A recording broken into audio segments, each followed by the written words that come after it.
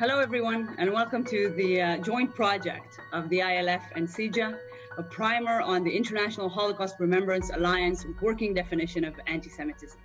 My name is Yifa Segal, and I'm chair and CEO of the International Legal Forum, a cutting-edge Tel Aviv-based nonprofit organization performing as an international legal arm, fighting against terrorism, anti-Semitism, and the delegitimization of Israel and the Jewish people. The organization serves as an international and professional legal hub for lawyers, organizations, and activists from around the world, and has a cooperative network of over 3,000 lawyers in 27 countries. Thank you, Yifa. My name is Richard Marceau. I'm the General Counsel and the Vice President for External Affairs for the Center for Israel and Jewish Affairs, which is the advocacy agent of the Jewish Federations of Canada.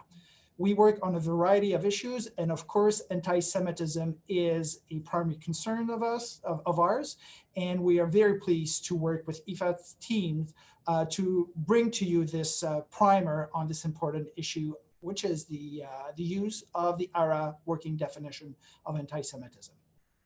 So this primer that you're watching now is a joint program between Canadian experts and international experts. Canada is a member of the International Holocaust Remembrance Alliance, and in fact, we're one of the leading members of this important organization. The project that we are participating now will help educate law enforcement, policymakers, members of the legal community in Canada on the current challenges to fight anti-Semitism and the possible use of the IHRA definition as a practical tool to fight anti-Semitism. The knowledge and experience brought here can later be used as a model for other Western countries. As anti-Semitism everywhere is rising and these potentially significant tools are relatively new, many Western countries are attempting to properly understand them and the right way to use and apply them. It is invaluable to share knowledge and best practices and facilitate both a local and a global change. The purpose of this important project is to give an overview of the IHRA definition and how it can be used.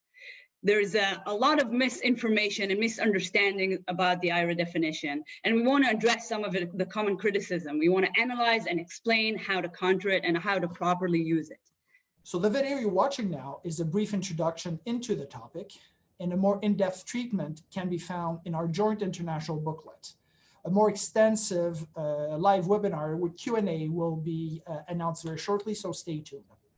So to kick us off, I would like to introduce a friend of mine, Irwin Cotler, who, funny enough, I sat in the House of Commons with, but across the aisle as I was his critic when he was Minister of Justice and Attorney General. So he was indeed Minister of Justice and Attorney General of Canada. He is the Emeritus Professor of Law at McGill and founder and chair of the Raoul Wallenberg Center for Human Rights. Irwin was recently appointed by the government as the first ever Canadian envoy to combat anti-Semitism. He is a leading global expert on the subject, as well as on the IHRA definition, and we are so honored to have my friend and former colleague, Irwin, to address us today. I'm delighted to share some perspectives on the IHRA working definition of anti-Semitism, something which I've been involved with since its inception.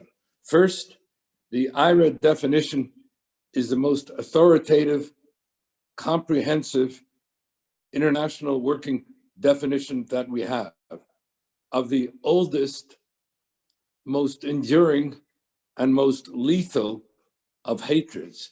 If the Holocaust is a paradigm of radical evil, then anti-Semitism is a paradigm of radical hate, and one that mutates over time in this pandemic of anti-Semitism. Second, and this is not all that well known, and that is that the adoption of the IHRA definition was presaged by and only agreed to after sustained democratic discussion and engagement over time, over the last 15 years in effect. And as someone who was present at the creation, I can attest to the involvement of governments, those who are members of the IHRA alliance itself, parliamentarians, and here is one who co-founded the Interparliamentary Coalition to Combat Anti-Semitism, both the London Declaration to Combat Anti-Semitism, which emerged from the Interparliamentary Conference held in London in 2009, and the Ottawa Parliamentary Protocol to Combat Anti-Semitism, which emerged from the Ottawa Interparliamentary Conference of 2010, both in their identification and elaboration of what became the IHRA working definition, effectively presaged, anticipated, and made the adoption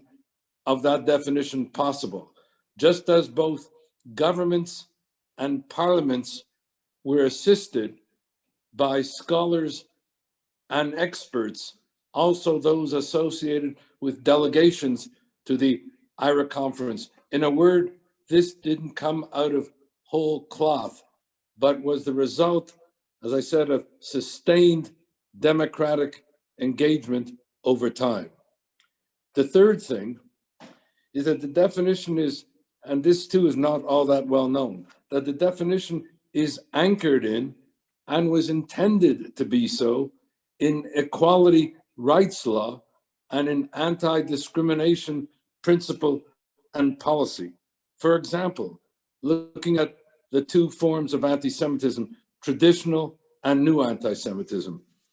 Traditional or classical anti-Semitism is the discrimination against, denial of, assault upon the rights of Jews to live as equal members in whatever society they inhabit.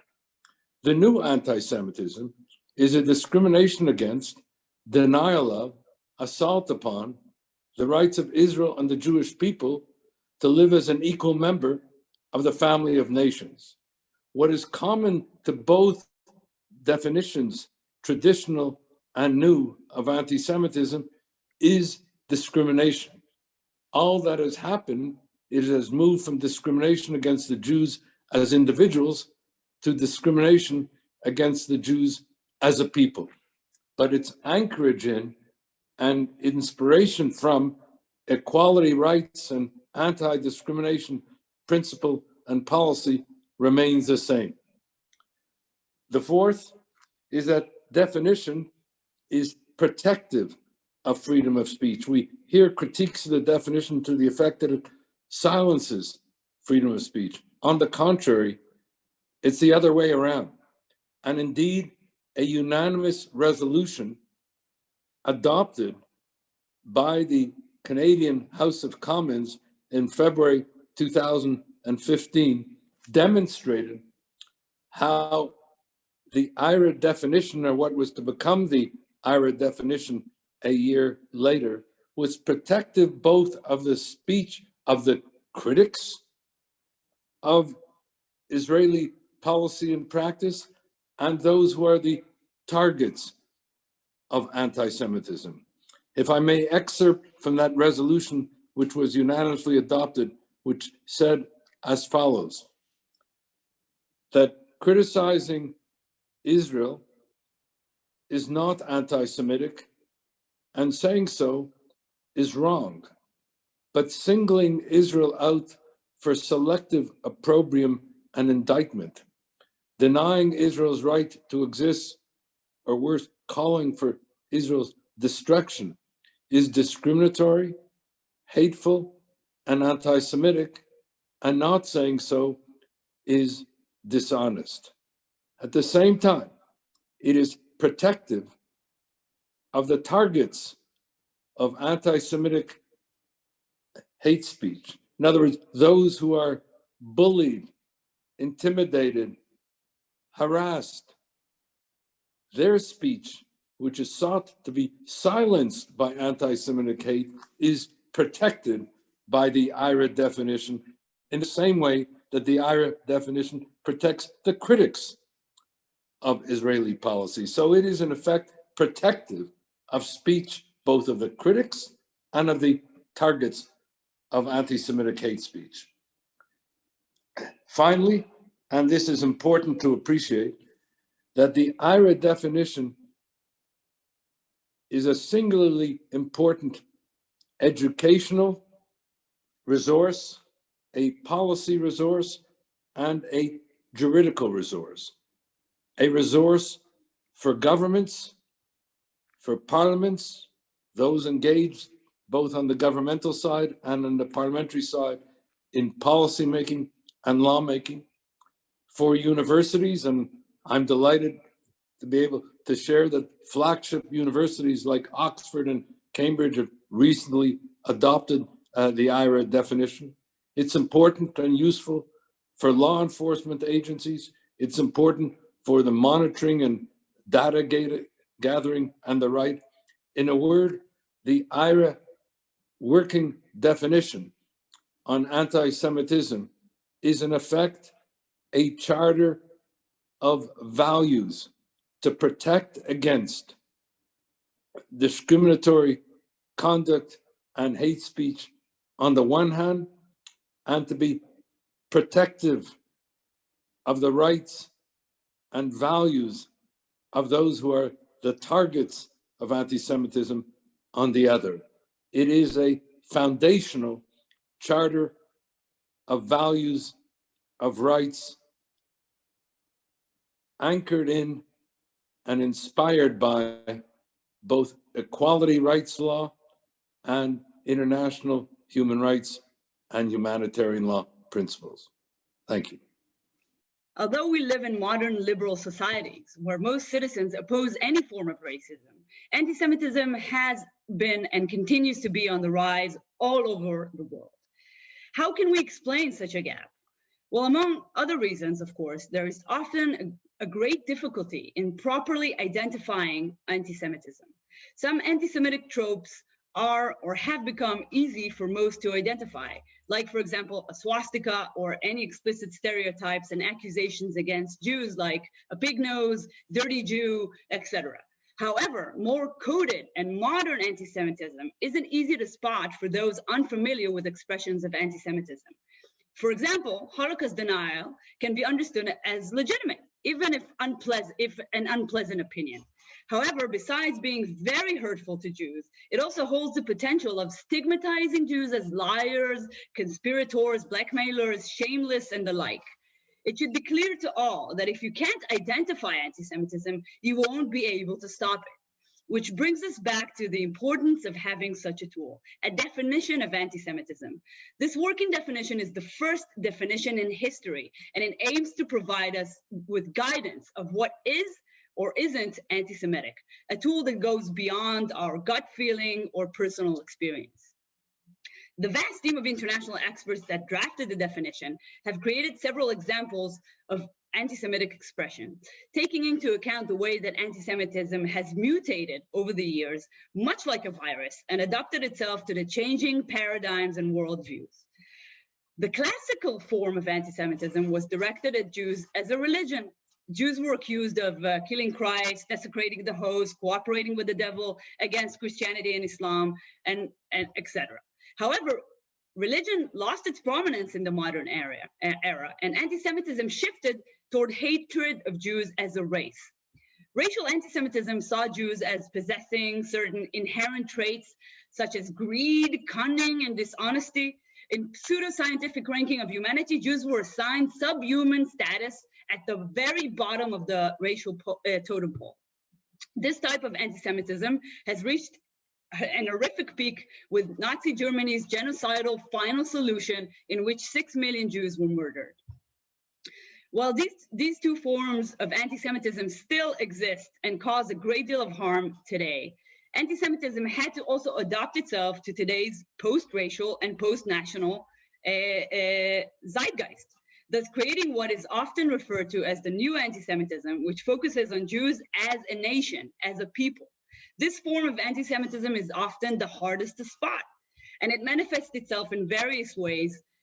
For example, in allegations of Jewish dual loyalty, conspiracy theories about Jewish world domination, or attacks against the Jewish national movement, as well as attacks against any expression of support for the Jewish right of self-determination in the Jewish ancestral homeland, which is the land of Israel. Anti-Semites and anti-Zionists focused on alleged misdoings of the state of Israel, while calling for its destruction and negating its right of existence. There's a canard out there that the IHRA definition was written, adopted to stifle free speech, to criminalize pro-Palestinian activism. That is not true. And in fact, far from stifling free speech, the IHRA definition protects free speech. How do I know that? Let's take a look at the definition. It says, and I quote, "Criticism of Israel similar to that level against any other country cannot be considered anti-Semitic." So that's very clear. So whenever you hear that this definition was created to stifle free speech, that's not true. And in fact, this entire line of argument is a red herring. The Supreme Court of Canada has been very clear of what in Canada constitutes hate speech. It has done so in a criminal law context. It has done so in a human rights law context.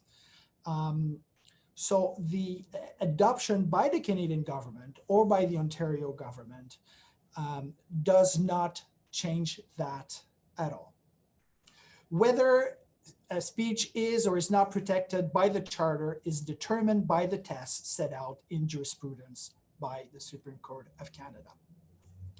In democratic societies like Canada or like Israel or like the US and many others, there's always a gap between criminal speech, which is punishable by law, and expressions of intolerance condemned by society. What the IHRA definition allows us to do, it allows us to identify, point to a problematic speech. It allows civil society to address anti-Semitism in its midst. And as Yifa said at the beginning of this presentation, there's a rise of anti-Semitism and it needs to be combated. The IHRA definition not only advances the fight against discrimination, but contributes to the protection of free speech. By clarifying precisely what constitutes hateful speech, people who express well-reasoned, fair, and legitimate critics of Jews or of Israel will be protected from false accusation of anti-Semitism. So, in fact, I'll go as far as saying that the IHRA definition will protect those critics of Israel, some of them within the Jewish community, from accusation of anti-Semitism, because they will have a guide, like all of us, that will help us define or draw the line between what is kosher and what is not, what is anti-Semitic and what is not. The IHRA definition states explicitly that criticism of Israel similar to that leveled against any other country cannot be regarded as anti-Semitic, as Richard said just a moment ago. That should have put an end to the canard that the IHRA definition is meant to stifle criticism or harm free speech. However, the critics of the IHRA definition seem reluctant to accept the premise that the Jewish state should be treated just like any other state in the world. The IHRA definition doesn't suggest that Israel should be treated well, simply that an unparalleled standard toward Israel can be considered anti-Semitic, as it can be used to demonize and delegitimize Israel as a Jewish collective. For denial of Israel's right to exist, comparison of Israel to the Nazis, use of traditional anti-Semitic imageries like blood libels, crucifixions of Jesus, and different conspiracy theories lauded against Israel. When Israel is portrayed as demonic, evil beyond repair, and a country that must be destroyed, that is anti-Semitism. No other country's right to exist is ever questioned, no matter the amount of criticism against its government or its policies. Bear in mind the fact that the IHRA working definition notes that the overall context must be taken into account. It's not just a statement, completely out of context that we should look and examine whether it's anti-Semitic or not. We should look at the entire context. Who is saying it? What does that person mean? And is there real criticism there, or just an attempt demonize, and delegitimize. And this is how we should determine if this is anti-Semitic or not. Also, it is also important to say that among us Jews or Zionists, there are a lot of different opinions, and we often criticize each other and criticize the government and criticize different policies. This is a right that we will all fight to maintain and to protect. But when we're talking about the IHRA definition of anti-Semitism, this is something completely different, as we talked about before. When it comes to advocating for the destruction or demonizing of Israel or Jews, this is where we should draw the line. Thank you, Yifa. So, what can be done with the IHRA definition here in Canada? And allow me to make 4 suggestions. The first one is that it can be used in order to gather statistics. In any policy process, the first important step is to gather statistics. And now with the IHRA definition, we have a clear way to identify hate speech, hate crimes, and hate incidents. And that would enable us to make sure that we have and we know better the extent of anti-Semitic problems in Canada. The second use that can be made of the IHRA definition is for the criminal justice system. It's a tool for police to identify anti-Semitic hate crimes. It's a tool for crowns to prosecute anti-Semitic hate crimes, and it can be used to prove anti-Semitism. The familiarity with the IHRA definition will help police or crowns understand that many Jews express their Jewish identity through identification with the State of Israel. There was a study done a year and a half ago by York University, University of Toronto, with Envoy that shows that about 9 out of 10 Canadian Jews see Israel as an important or very important part of their Jewish identity. The third use of the IHRA definition is for human rights law and anti-discrimination. By relying on IHRA's definition, Canadian human rights commissions can recognize that anti-Israel discrimination is a form of anti-Semitism. Limiting employment opportunities or unequal treatment of an employee due to their connections with or support for the State of Israel is discrimination, is prohibited under human rights laws.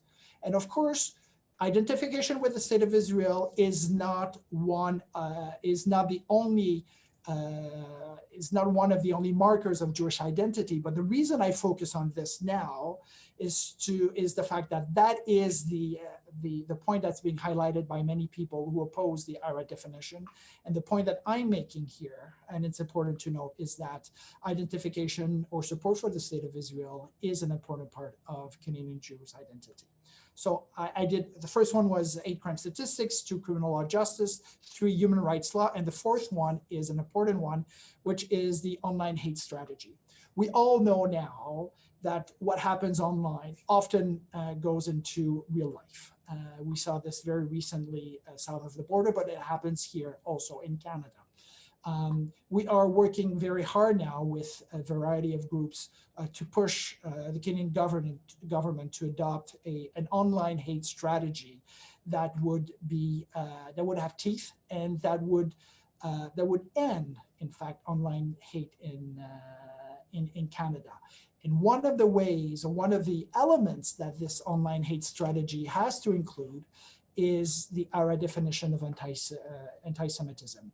In June 2019, the Government of Canada adopted its strategy on anti-racism, and it's what they call the whole of government approach to anti-racism. And in this document, that's where the Canadian government adopted the IHRA definition of anti-Semitism. And we're saying to the government, and we believe that any online hate strategy should include the IHRA definition of anti-Semitism, so that the regulator that we think the Canadian government is thinking of creating to fight online hate should be guided by the IHRA definition of anti-Semitism to identify anti-Semitism. Thank you very much, Richard.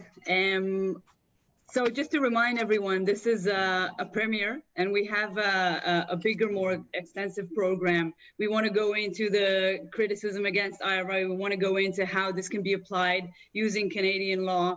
And we want to go into a lot of the very, very important details in a much more extensive program, as I mentioned. So please stay tuned. This was an amazing cooperation. Thank you so much, Richard. Thank you very much. Thank you, Yifa, for your leadership and for you bringing lawyers from across the world.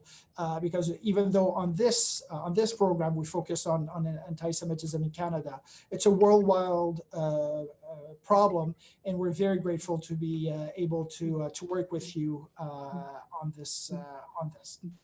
Well, I'm grateful that to work with such a leading organization in Canada, such a powerful organization that really understands and has so many connections and a thorough understanding of both policy and law. So thank you so much, and I look forward to the program that we're doing together. That will include, I just want to say, CLE credits for lawyers in Canada, but also elsewhere in the United States, for example. And hopefully we'll take this to training programs, to students, to judges, law enforcement, and there's much to do.